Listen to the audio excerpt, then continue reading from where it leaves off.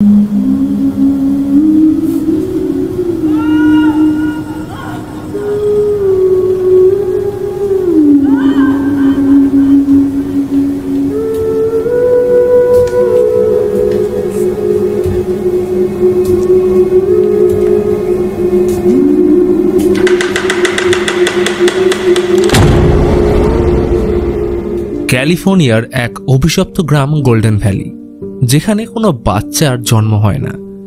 1977 সালে এই গ্রামে এক দম্পতি কাজের সূত্রে এসে জানতে পারে এই অভিশাপের কথা। আজ গায়ে কাঁটা দেওয়ার মতো সত্য ঘটনা অবলম্বনে মুভি ম্যাট্রেস। ওই রাতে ডিয়ানা একা বাড়িতে। বাচ্চাটা কেন জানি না খুব কাঁদছে। ওকে চুপ করাতে গেলে হঠাৎ দরজায় আওয়াজ। মনে হলো কোনো মহিলা হাসছে। মনটা গহীন অন্ধকারে তাকে খোঁজার চেষ্টা করল, আর তখনই বাচ্চাটা কান্না থামিয়ে কোথাও যেন উধাও হয়ে গেল। ডিয়ানা পাগলের মতো খোঁজার চেষ্টা করলে এক ঝাঁকুনিতে ঘুম ভেঙে যায়। সে এতক্ষণ স্বপ্ন দেখছিল। সময়টা 1977। ডিয়ানা তার হাজব্যান্ড বেটোর সাথে লস এঞ্জেলস থেকে ক্যালিফোর্নিয়ার ছোট্ট গ্রাম গোল্ডেন ভ্যালিতে শিফট করছে। বেটো একটা ফার্মিং কোম্পানিতে বিগত 5 বছর কাজ করার পর ম্যানেজার হিসেবে প্রমোশন পেয়েছে, যা তাদের পরিবারে আগে কখনো হয়নি। তাই নতুন প্রজেক্টের সূত্রে কোম্পানি তাকে এখানে পাঠিয়েছে। ডিয়ানা অন্তঃসত্ত্বা, তাই এখন ওদের সবকিছুই গোছানোর সময়। এরা মেক্সিকান আমেরিকান কাপল, যার কারণে বেটোর পরিবার ও কালচারের সাথে ডিয়ানার মানিয়ে নিতে একটু সময় লেগেছে। তার উপর স্প্যানিশটাও ভালো করে রপ্ত করতে পারেনি। গ্রামের এই সুন্দর পরিবেশ ডিয়ানাকে লিখতেও সাহায্য করবে, কারণ পেশায় সে একজন রাইটার।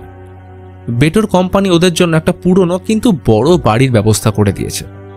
বাড়ি ঘুরে দুজনের বেশ পছন্দ হলে বেলার দিকে ওরা দুজন লাঞ্চ করতে বেরিয়ে পড়ে। এর ফাঁকে একটু এলাকাটাও চেনা হয়ে যাবে। নতুন বাড়ি সাজানোর জন্য ওরা আনিটার দোকানে আসে। পরিচয় করার সময় আনিটা ডিয়ানাকে অদ্ভুতভাবে দেখছিল, যেন সে কিছু বলতে চায়। যাওয়ার সময় আনিটা ডিয়ানা ও বাচ্চার জন্য প্রার্থনা করে দেয়। বেটো এই নতুন জায়গার সাথে খুব ভালোভাবেই মানিয়ে নিতে পেরেছে, কারণ ছোটবেলায় সে এমন জায়গাতেই বড় হয়েছে। রাতে এই নিয়ে গল্প করার সময় হঠাৎ বাগানের স্টোরেজ রুমের দিকে কিছু একটা আওয়াজ শুনে বেটো চেক করতে গেলে মনে হয় অন্ধকারে কেউ যেন ছুটে চলে গেল। বেটো হ্যারিকেনের আলোয় কুয়াশাচ্ছন্ন অন্ধকার ভেদ করে দেখার চেষ্টা করলেও কিছু দেখতে পায় না, কিন্তু তার উপর দূর থেকে কেউ একজন নজর রাখছিল। পরের দিন কাজে জয়েন করলে মিস্টার থমাস এখানকার কাজের ব্যাপারে বুঝিয়ে কর্মীদের সাথে পরিচয় করায়। কর্মীদের মধ্যে একজন স্বামী স্ত্রী রয়েছে, যাদের নাম আর্নেস্টো এবং মারিসল। বেলায় ডিয়ানার সাথে ওর বোন ভেরোনিকা এবং মায়ের কথা হয়। ডিয়ানার এইখানে শিফট হওয়াটা ওদের ঠিক পছন্দ হয়নি। ফোনে কথা বলার সময় ডিয়ানার নজর স্টোরেজ রুমের দিকে যায়। মনে হলো লাল কাপড় পরে কেউ যেন ঢুকলো। ডিয়ানা কৌতূহলবশত সেখানে ঢুকে জিনিসপত্রগুলো চেক করলে লাল কাপড়ের পাশে একটা বক্স পায়, যেখানে বাচ্চাদের music box, necklace, diary, paper cuttings ও কিছু ছবি ছিল, যেগুলো একসময় টেরেজা নামের কোনো মহিলার। তখনই আচমকা দরজা বন্ধ হয়ে গেলে ডিয়ানা কোনোভাবে দরজা ভেঙে বাইরে আসলে দেখে সামনের গাছটায় একটা ছোট্ট বস্তার মধ্যে কি যেন ঝুলছে। ওটাকে ঝেড়ে ফেলতেই ভিতর থেকে পাখির চোখ বেরিয়ে আসলে ডিয়ানা ভয় পালিয়ে যায়। কাজ থেকে ফিরে বেটোকে ব্যাপারটা জানালে ওর মনে হয় বাচ্চারা প্র্যাঙ্ক করার জন্য এগুলো ঝুলিয়ে রেখেছে। তো যাই হোক, বেটো টপিক চেঞ্জ করে বলে এই সপ্তাহের শেষে একটা বারবিকিউ পার্টিতে ওদের ইনভাইট করা হয়েছে, যেখানে এই এলাকার বাকিরাও মিলিত হবে। ওই দিন ওরা ভীষণ মজা করে, খাওয়া দাওয়া, আড্ডা সবই চলে। কিন্তু এইখানে সবাই স্প্যানিশ বলার জন্য ডিয়ানার নিজেকে বড্ড একা লাগছিল। গ্যাব্রিয়েলার সাথে পরিচয় হলে ডিয়ানা তার নেকলেসের সুনাম করলে জানতে পারে এটা আনিটা তার এবং বাচ্চার গুড লাক ও সুরক্ষার জন্য দিয়েছে। তবে লক্ষণীয় বিষয়, এখানে রোজা ছাড়া কারোর বাচ্চা নেই, যার কারণে ওকে সবাই লাকি মনে করে। রোজা দ্বিতীয় সন্তান নেওয়ার প্ল্যানিং করছে, তবে জানে না ঈশ্বরের কি ইচ্ছে। থমাস ডিয়ানাকে আগুয়া ফ্রেস্কা নামের হোমমেড ড্রিঙ্কস অফার করে, যেটা ওর ভীষণ পছন্দ হলে থমাস আগুয়া ফ্রেস্কার একটা বড় জার বেটোর বাড়িতে পাঠিয়ে দেয়। পরের দিন আনিটা ডিয়ানার সাথে দেখা করতে এসে তাকে ওই নেকলেস গিফট করে তার সুরক্ষার জন্য। এটা দেখতে ডিয়ানা বুঝে যায় এটা হুবহু টেরেজার নেকলেসের মতো দেখতে। তাই জিনিসগুলো ফেরানোর জন্য অ্যাড্রেস জানতে চাইলে আনিটা সম্পূর্ণ ব্যাপারটাকে ইগনোর করে তাকে নেকলেস পরতে জোর করে, কারণ এই এলাকার প্রেগনেন্ট মহিলাদের সুরক্ষার জন্য নাকি এটা খুবই দরকার। কিন্তু ডিয়ানা এই প্রস্তাব প্রত্যাখ্যান করে দরজা লাগিয়ে দেয়। বেলায় টেরেজার জিনিসগুলো নিয়ে বসলে ডায়েরি থেকে একটা পুরনো পেপার কাটিংস পায়, যেখানে গোল্ডেন ভ্যালি ফিভারের কথা উল্লেখ ছিল। ডিয়ানা এগুলো মনোযোগ দিয়ে স্টাডি করার সময় হঠাৎ মিউজিক বক্সের আয়নায় কারোর হাত দেখে ভয় উল্টে পড়ে গেলে অজ্ঞান হয়ে যায়। বেটো তাকে ডাক্তারের কাছে নিয়ে আসলে জানতে পারে তেমন কিছুই হয়নি, জাস্ট ভয়ের কারণে একটু ক্র্যাম্প হয়েছে। তবে আজ রাতটা তাকে এইখানেই মেডিকেশনে থাকা উচিত। ডিয়ানা এর আগে এমন হসপিটালের সাথে পরিচিত ছিল না, কারণ এইখানে ডাক্তার ছাড়া মাত্র 2 জন নার্স পুরো দেখাশোনার কাজে রয়েছে। তাদের মধ্যে একজন নাইট নার্স ক্যারল এবং day nurse Molly. Doctor Bell তাকে next week routine check up করবে ইনফর্ম করে বিদায় জানায়। বেটো চেয়েছিল রাতটা থাকতে, কিন্তু ক্লিনিক পলিসি অনুযায়ী এখানে গেস্ট অ্যালাউ নেই। রাতে ডিয়ানা হঠাৎ পাশের বেডে কান্নার আওয়াজ শুনতে পেলে গিয়ে দেখে মারিসোল। তার জন্য ডাক্তার ডাকবে কিনা জিজ্ঞেস করলে লা মালদিসিয়ন এই কথাটা কয়েকবার রিপিট করে চেঁচিয়ে ওঠে। তখনই নার্স চলে আসলে ডিয়ানাকে নিজের বেডে যেতে বলে ব্যাপারটা সামলে নেয়। পরের দিন অবশ্য মারিসোলকে ডিয়ানা রাতের ব্যাপারটা জিজ্ঞেস করলে অবাক হয়, কারণ স্ট্রং মেডিসিনের জন্য তার নাকি কিছুই মনে নেই। ডিয়ানা বেটোকে লা মালদিসিয়নের ব্যাপারে জিজ্ঞেস করলে জানায় এর অর্থ অভিশাপ। বাড়িতে এসে বেটো ডিয়ানাকে টেরেজার ডায়েরিতে লেখা এই শহর নিয়ে বেশ কিছু রিসার্চ পেপার দেয়। ডিয়ানা হয়তো মনে মনে এটাই চাইছিল, তাই রিসার্চের পাতায় হারিয়ে যেতে বেশি সময় লাগলো না।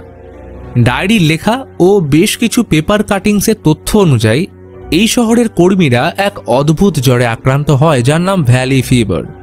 এর প্রথম লক্ষণ র্যাশ বা চুলকুনি, যেটা বিগত কদিন ধরে সে নিজের হাতেও লক্ষ্য করেছে। আচমকা শুনতে পেল পাশের ঘর থেকে মিউজিক বক্সটা বাজছে।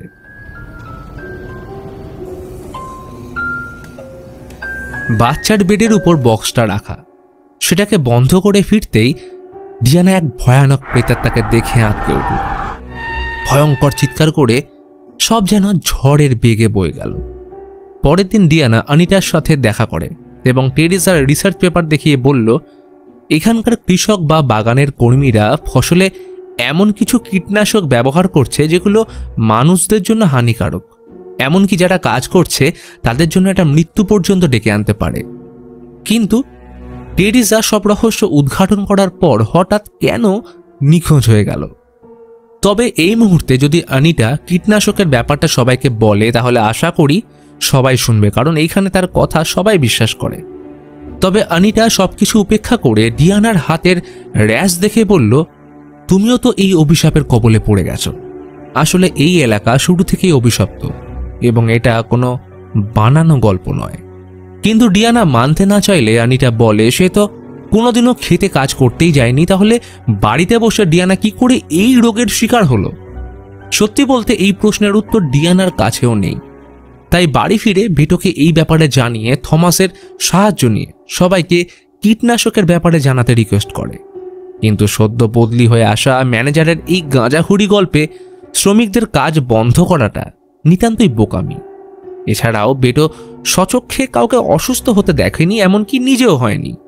স্বামী স্ত্রীর মধ্যে ঝগড়া বেড়ে জিনিসটা ভাষাগত সমস্যায় চলে আসে, কারণ ডিয়ানা আমেরিকান হওয়ার কারণে বিয়ের পরেও স্প্যানিশ ভাষা রপ্ত করতে পারেনি। আর এখন কিনা টেরেজা নামের এই অজানা মেয়েটার জন্য সে স্প্যানিশ শিখতে চেয়ে বেটোকে এমন রিকোয়েস্ট করছে যেটা শুনলে হয়তো ওর চাকরিও চলে যেতে পারে। এই নিয়ে দুজনের কথা কাটাকাটি বাড়লে প্যানিকের কারণে ডিয়ানা আচমকা জ্ঞান হারিয়ে ফেলে। এরপর ডক্টর বেল চেক আপ করতে এলে জানায় তার অ্যালার্জিক রিয়াকশন হয়েছে। তখন ডিয়ানা কীটনাশকের ব্যাপারে ডিসকাস করলে জেনে অবাক হয়ে যায় যে বেল নিজেও গোল্ডেন ভ্যালির অভিশাপে বিশ্বাস করে। কারণ সে যখন প্রথম এখানে আসে তখন নাকি এইরকম বহু লোক তার কাছে একই ধরনের রোগের লক্ষণ নিয়ে আসতো, যেমন দুর্বলতা, ঘুম ঘুম ভাব, কাজের প্রতি ফোকাস হারিয়ে ফেলা, কাশি ও হ্যালুসিনেশন, যার সবটাই শুরু হয় র্যাশ দিয়ে। ডক্টর বেল উদাস হয়ে বললেন, এই পৃথিবীতে সবকিছু বিজ্ঞান দিয়ে বিচার করা যায় না। এমন অনেক ঘটনা রয়েছে যা বিজ্ঞানের পরিধির বাইরে। অতএব বেল তাদের নিয়মিত প্রার্থনা করার উপদেশ ও পরের সপ্তাহে চেক আপে আসার কথা বলে চলে যায়। পরের দিন কাজে উদাসীন হয়ে বসে থাকা বেটো তার সহকারীকে জিজ্ঞেস করল, এখানে কর্মরত কেউ কীটনাশকের শিকার হয়েছে কিনা। লোকটা এর পরিবর্তে অবাক করার মতো উত্তর দিল, না বাবু, অসুস্থ খালি তো মেয়েরাই হয়, ছেলেরা নয়। তাই আমরা সকলে অভিশাপের থেকে মুক্ত থাকার জন্য আনিটার কাছে যাই। অন্যদিকে ডিয়ানা গোল্ডেন কাউন্টি ক্লার্ক অফিসের নম্বর নিয়ে সোজা চলে যায় টেরেসা ও গোল্ডেন ভ্যালির ব্যাপারে ইনফরমেশন জোগাড় করতে। তবে যে রহস্য বেরিয়ে এলো তা চমকে দেওয়ার মতো। কারণ গোল্ডেন ভ্যালিতে মেক্সিকান শিশুদের জন্মহার বিগত কয়েক বছরের মধ্যে ভীষণ গতিতে কমছে এবং কীটনাশকের সাইড এফেক্ট শুধুমাত্র প্রেগনেন্ট মহিলাদেরই হচ্ছে। ডিয়ানা বুঝতে পারে ফার্মের কীটনাশক প্রেগনেন্ট মহিলাদের জন্য ক্ষতিকারক, যা তাদের বন্ধ্যাত্বকরণ পর্যন্ত করে দিচ্ছে। ঠিক একই ঘটনা গোল্ডেন ভ্যালির পাশের শহর আরবিংটনেও হয়েছিল, যেখানে কয়েক বছরের মধ্যে মেক্সিকান শিশুর জন্মহার ভীষণভাবে কমে গেছিল। তবে বিগত 5 বছরে আরবিংটন হয়তো এর সমাধান খুঁজে পেয়েছে, যার কারণে ওদের জন্মহার ইমপ্রুভ হয়েছে। সাথে ডিয়ানা পুরনো রেকর্ড থেকে জানতে পারে টেরেসা অনেক আগেই ডেলিভারির সময় মারা গেছে। এইসব কথা বাড়ি এসে ডিয়ানা বেটোকে ভালো করে বুঝিয়ে বলে যে কেন এখানে মেক্সিকান বাচ্চাদের জন্মহার কমে যাচ্ছে। এটা তো কোনো মিথ্যে নয়, কারণ পার্টিতে গিয়ে তারা ভালোভাবেই দেখেছে চেনা পরিচিত সকল মেক্সিকান মহিলাদের মধ্যে রোজা ছাড়া কারণ বাচ্চা নেই। তাহলে আরবিংটনের কাছে কি এমন আছে যা তাদের সমস্যার সমাধান করছে? কিন্তু ডিয়ানার কথা বেটোর বিশ্বাস হয় না, কারণ আর্নেস্টো এলাকার পুরনো লোক। সে পর্যন্ত বলছে এই শহরের উপর কোনো অভিশাপ রয়েছে। ফলে কোনো উপায় না থাকায় রাতে সে ডিয়ানার শুদ্ধিকরণ করে, যেটাকে সাধারণ ভাষায় নজর নামানো বলে। এই প্রক্রিয়ায় একটা ডিম ব্যবহার করা হয়, যেটাকে সারা রাত বালিশের তলায় রেখে শুতে হয়। যদি সকালে এই ডিম ফাটার পর রক্ত বেরিয়ে আসে তাহলে ডিয়ানা অভিশপ্ত। মাঝরাতে ডিয়ানার চিন্তায় ঘুম ভেঙে রান্নাঘরে এসে ডিমটা চেক করলে রীতিমতো অবাক হয়ে যায়, কারণ তার ভিতরে ছিল রক্ত। ডিয়ানা কোনোদিন এসবে বিশ্বাস করতো না, কিন্তু আজ যেটা দেখলো সেটা কি মিথ্যে? তখনই বাগান থেকে আওয়াজ শুনতে পেয়ে দেখে বড় গাছটার সামনে আগুন জ্বলছে। বেটোকে একবার ডাক দিয়েই ডিয়ানা চাকু হাতে বেরিয়ে পড়ল। চারিদিকে রহস্যময় নিস্তব্ধ অন্ধকার। হঠাৎ ডিয়ানার কাঁধে পড়ল এক ফোঁটা রক্ত। ভয়ার্ত চোখে উপরে তাকাতে চমকে উঠল, কারণ ছোট বস্তায় ঝোলানো সেই পাখির চোখগুলো। আচমকা পিছনে কারোর স্পর্শ পেয়ে ছুরিটা চালাতেই রক্তাক্ত হাতে পিছিয়ে গেল আনিটা। ক্ষিপ্ত ডিয়ানা বলে উঠল, টেরেসাকে ফিরিয়ে আনা, বাড়ির গাছে পাখিদের চোখ ঝোলানো, তাহলে এগুলো সব তোমার কাজ? আনিটা ওকে কোনো রকমে শান্ত করে বোঝানোর চেষ্টা করে যে এই সব কিছু তার সুরক্ষার জন্য করা, কিন্তু ডিয়ানার কানে কিছুই ঢুকছে না। ইতিমধ্যে বেটো এসে পরিস্থিতি সামলানোর চেষ্টা করলে প্রচণ্ড স্ট্রেসের কারণে ডিয়ানার ব্লিডিং হওয়ায় তাকে হসপিটালে অ্যাডমিট করা হয়। জ্ঞান ফিরল বেডে। ওর গলায় ঝুলছে আনিটার দেওয়া সেই নেকলেস। শুনতে পেল এক অদ্ভুত মনোমুগ্ধকর গানের সুর, যেন অনেক দূর থেকে ভেসে আসছে। নিশির ডাকের মতো ডিয়ানা এগিয়ে চলল গান লক্ষ্য করে। দেখল অন্ধকার করিডোরে ভয়ঙ্কর রূপী টেরেসা হাতে বাচ্চা নিয়ে দাঁড়িয়ে। ডিয়ানা কাঁপা গলা জিজ্ঞেস করল, তুমি কি চাও? টেরেসা আঙুল তুলে কি যেন বোঝানোর চেষ্টা করল। ডিয়ানা ভয়ে ছুটে চলল একের পর এক দরজা খুলে। অবশেষে টেরেসা ওকে বাধ্য করলো অথরাইজড পার্সোনাল রুমে ঢুকতে। চোখ রাখল পাশের রুমের দরজায়। মারিসোল চিৎকার করছে। তাকে নার্স ক্যারোল একটা পেপারে সাইন করার জন্য জোর করছে ওর বাচ্চার জন্য। মারিসোল রিকোয়েস্ট করে তার স্বামীকে ইনফর্ম করার জন্য, কিন্তু ওরা কোনো কথাই কানে নিচ্ছে না। এই ব্যাপারে সাইন না করলে নাকি কোনো ডাক্তার বা মেডিকেল চেক আপ তারা অ্যালাউ করবে না, এতে মা এবং বাচ্চা দুজনেই মারা যেতে পারে। তাই সিদ্ধান্ত এখন ম্যারিসোলের উপর। অবশেষে কোনো উপায় না থাকায় ম্যারিসোল পেপারে সাইন করে। দরজার উপরে দাঁড়িয়ে থাকা ডিয়ানার যেন বিশ্বাস হচ্ছে না। চুপচাপ নিজের বেডে এসে বেটোকে সবটা জানিয়ে কাল ওকে আরবিংটন গিয়ে বর্তমান ডাক্তারের সাথে কীটনাশকের ব্যাপারে সবকিছু জানতে বলল। যেমন করেই হোক তাদের বাচ্চার যেন কোনো ক্ষতি না হয়। সেই রাতে সবার অজান্তে হলো ম্যারিসোলের ডেলিভারি। বাচ্চাটা মারা গেছে। অসহায় মায়ের চিৎকারের সাথে বাবার লুকোনো কষ্ট সব যেন গোল্ডেন ভ্যালির রহস্যের মধ্যে হারিয়ে যাচ্ছে। এদিকে বেটো আরবিংটন মেডিকেল ক্লিনিকের ডাক্তার নেলসনের সাথে দেখা করে জানতে পারল তিনি যখন প্রথমেই শহরে আসেন তখন মেক্সিকান শিশুদের জন্মহার কমে যাওয়ার কোনো কারণ তিনি খুঁজে পাননি, বরং তিনি আসার পর সবকিছু নর্মাল হয়েছে। যা কিছু হয়েছে সবটাই নাকি আগের ডাক্তার অর্থাৎ ডক্টর বেলের সময়কালীন। নামটা শুনতেই বেটো চমকে উঠল, কারণ ডক্টর বেল এখন গোল্ডেন ভ্যালির হসপিটালের দায়িত্বে রয়েছেন। বেটো ওনার অফিস থেকে কল করে ডিয়ানাকে সব জানিয়ে সন্তর্পণে হসপিটাল থেকে পালাতে বলে। ডিয়ানা কথা অনুযায়ী তেমনটাই করত, কিন্তু কোনো এক অজানা টানে ডিয়ানা প্রবেশ করল ডক্টর বেলের পার্সোনাল রুমে। খুঁজে ছেড়ে ফেলল সমস্ত রেকর্ড, যা থেকে রিভিল হয় গোল্ডেন ভ্যালির অন্ধকারচ্ছন্ন রহস্য। রেসিজম এই শব্দটার সাথে অল্প বিস্তর আমরা সকলেই পরিচিত। সাদা কালোর এই বিবাদে প্রাণ হারিয়েছে বহু মানুষ। আমেরিকার গোল্ডেন ভ্যালির এই অঞ্চলে সময়ের সাথে প্রচুর ইমিগ্রেন্ট মেক্সিকান তাদের বসতি স্থাপন করে, তবে তারা যাতে বংশবিস্তার করতে না পারে তাই করা হলো মহিলাদের বন্ধ্যাত্বকরণ, অর্থাৎ এই প্রক্রিয়ার ফলে মহিলারা কখনো প্রেগনেন্ট হতে পারবে না। কিন্তু জিনিসটা কি এতই সহজ? কারণ প্রথম সন্তান আসলেও তো তাদের বংশবৃদ্ধি হতে পারে, কিন্তু না, ব্যাপারটা আরো জটিল। ডিয়ানা উল্টে চলেছে একের পর এক মেক্সিকান মহিলাদের মেডিকেল রেকর্ড। একজন ছাড়া এখানে কারোর সন্তান নেই। সবাই সন্তানের অলিক আশায় স্বপ্ন বুনছে। সব শেষে এলো টেরিজার রেকর্ড। বন্ধ্যাত্বকরণের সময় অত্যাধিক রক্তক্ষরণে সে নাকি মারা গেছিল। তখনই আচমকা পিছন থেকে কেউ এসে ডিয়ানাকে অজ্ঞান করে দেয়। জ্ঞান ফিরলে দেখে তার হাত পা বাঁধা আর সামনে দাঁড়িয়ে ডক্টর বেল ও তার দুই নার্স। অর্থাৎ মেক্সিকান ইমিগ্রেন্ট মহিলারা যাতে বংশবৃদ্ধি করতে না পারে তাই জন্য ডক্টর বেল ও তার দুই সহকর্মী সকলের অজান্তে এই স্টেরিলাইজেশনের মতো জঘন্য কাজ করে আসছে, যার কারণে প্রাণ হারিয়েছে বহু নবজাত শিশু ও মহিলা। এবং এই কারণে বিগত সময় যখন তিনি আরবিংটনের দায়িত্বে ছিলেন সেখানেও মেক্সিকান শিশুদের জন্মহার কমে গেছিল। তবে কিছু শতাংশ বাচ্চা জন্ম নেওয়ার আগেই মারা যাচ্ছে কিভাবে? আর গোল্ডেন ভ্যালি ফিভারের রহস্যটাই বাকি, যেটা তাদের মনে এখনো ভয়ের বাসা বেঁধেছে। তবে ডিয়ানা সব কিচ্ছা জেনে যাওয়ার কারণে ডক্টর বেল জিজ্ঞেস করে এই কথা সে অন্য কাউকে জানিয়েছে কিনা, কিন্তু ডিয়ানা মুখ খুলতে না চাইলে ডক্টর বেল তাকে মারতে গেলে তখনই পিছন থেকে ঝাঁপিয়ে পড়ে বেটো। চলল দুজনের মধ্যে হাতাহাতি। বেটো বেলকে খুন করে ডিয়ানাকে নিয়ে পালাতে গেলে একটা বুলেট কাঁধ ফুটো করে বেরিয়ে গেল। পিছনে বন্দুক হাতে দাঁড়িয়ে বেটোর বস মিস্টার থমাস শান্ত গলায় ডিয়ানাকে বলল, চুপচাপ ওষুধটা না খেয়ে এত গোয়েন্দাগিরি করতে কে বলেছিল? ডিয়ানা কয়েক সেকেন্ড বাকরুদ্ধ হয়ে পড়ল। মাথায় এলো একটাই নাম, দ্য অ্যাগুয়া ফ্রেস্কা। এর সাথেই বেরিয়ে এলো গোল্ডেন ভ্যালির অভিশাপ এবং বাচ্চা নষ্ট হওয়ার রহস্য।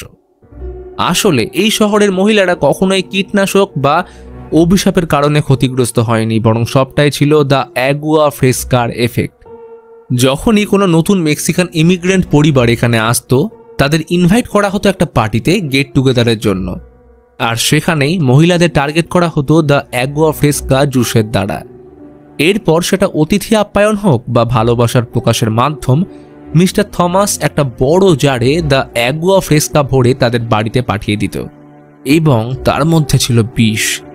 এই জিনিসটা কখনোই অন্যান্য বিষের মতো সেই মুহূর্তে অ্যাটাক করতো না, বরং সেটা শরীরের ভিতর মিশে মহিলাদের প্রেগনেন্সির জন্য বাধা প্রদান করত। ফলে পেটে বাচ্চা আসলেও তারা ডেলিভারির সময় বা ডেলিভারির আগেই মারা যেত। এমনকি যারা এই বিষ থেকে সার্ভাইভ করে বাচ্চা ডেলিভারির জন্য শহরের একমাত্র ক্লিনিকে যেত, তখন ডাক্তার বেল তাদের একটা বন্ডে সই করাতো, যার অনুযায়ী একটা বাচ্চা ডেলিভারি হওয়ার পর তাদের স্টেরিলাইজ করে দেওয়া হবে, অর্থাৎ বন্ধ্যাত্বকরণ, যার ফলে ইমিগ্রেন্ট মেক্সিকানরা কখনোই বংশবৃদ্ধি করতে পারবে না। থমাসের মতে এই এলাকায় যত গরিব ইমিগ্রেন্ট মেক্সিকানরা প্রবেশ করবে ততই তারা আরও গরিব বাচ্চাদের জন্ম দেবে, কারণ তারা কখনোই তাদের বাচ্চাকে উন্নত ও অভিজাত লাইফস্টাইল প্রোভাইড করতে পারবে না, যা পুরো আমেরিকান সোসাইটির উপর বাজে প্রভাব ফেলবে। অর্থাৎ ডক্টর বেল ও থমাস এক্সট্রিম লেভেলের রেসিস্ট। কথাটা শেষ করে থমাস ডিয়ানার দিকে বন্দুক তাক করলে ডিয়ানা চোখ বন্ধ করে টেরেজার সেই চেনা সুর গুনগুন করতে শুরু করে। আর তখনই টেরেজার আত্মা থমাসকে হন্ট করলে ডিয়ানা সুযোগের সদ্ব্যবহার করে তাকে ঠেলে দিতেই কাঁচ তার বুক ও গলায় ঢুকে মৃত্যু হয়। চোখের সামনে পড়ে রয়েছে থমাসের দেহ, আর পাশে অন্ধকারে দাঁড়িয়ে টেরেজা, মুখে তার মৃদু কিন্তু শান্তির হাসি। ধীরে ধীরে ডিয়ানাকে শেষ বিদায় জানিয়ে সে হাওয়ায় মিলিয়ে যায়। রহস্যময় গোল্ডেন ভ্যালি ফিভারের অভিশাপ কাটিয়ে বেটোকে তুলে ধরল ডিয়ানা। আজকের রাতটা যেন জীবনের সব থেকে বড় রাত হয়ে রইল। সময় কেটে গেছে কয়েক মাস। বেটো আর ডিয়ানা জীবনে আলো করে জায়গা করে নিয়েছে ছোট্ট জস। এতদিনে ডিয়ানাও তার নতুন বই কমপ্লিট করেছে, যার নাম ম্যাট্রেস। এইবার মুভির শেষে দেখানো হয় এই সত্য ঘটনা সম্পর্কিত বেশ কিছু সরকারি নথি। 1970 থেকে 1999 সময়কালে ইউনাইটেড স্টেটে ঐতিহাসিক পলিটিক্যাল ও সোশ্যাল চেঞ্জ এসেছিল। তখন ইউজেনিক্স মুভমেন্টের কারণে সরকার প্রায় 64,000 ইমিগ্রেন্ট মহিলা ও পুরুষদের জোরপূর্বক স্টেরিলাইজ করে দেয়, যেটা আর অন্য কিছুই নয়, সাদা চামড়ার মানুষদের রেসিস্ট এজেন্ডা, যার মাধ্যমে এরা ইমিগ্রেন্টদের রিপ্রোডাক্টিভ রাইটস ছিনিয়ে নেয়। 1975 সালে মেক্সিকান ইমিগ্রেন্ট মহিলাদের একটা বড় গ্রুপ লস অ্যাঞ্জেলসের বেশ কিছু নামকরা হসপিটালের উপর লস্যুট ফাইল করে, যেখানে বক্তব্য ছিল তাদের বলপূর্বক বা অজ্ঞানরত অবস্থায় বেআইনি স্টেরিলাইজ করা হয়েছে, কিন্তু তাদের দাবি কেউ শোনেনি। 2020 সালে ইমিগ্রেন্টদের উপর জর্জিয়ার ICE ডিটেনশন সেন্টার আবারও স্টেরিলাইজ প্রক্রিয়া চালু করেছে, যেখানে তাদের রিপ্রোডাক্টিভ অর্গান কোনো কারণ ছাড়াই কেটে বাদ দিচ্ছে।